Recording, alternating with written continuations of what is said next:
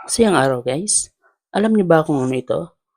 Ito ay isang halaman, ang tawag dito sa amin ay lakanbulan o kilala sa tawag na sambong na may scientific name na Blumea balsamifera.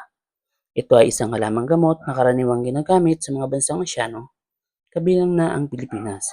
Ito ay isang uri ng herbal na may mga katangian ng panggamot. Pwede ito panggamot sa mga sakit ng katawan, tulad ng lagnat, ubo at sipon. Pwede rin panggamot sa mga problema sa balat, tulad ng eczema, acne at mga kati.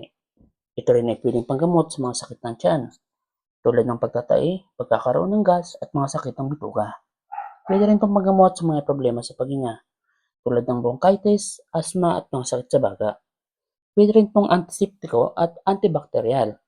Ang sambong ay may mga katangian ng antiseptiko at antibacterial na nagbibigay proteksyon laban sa mga impeksyon.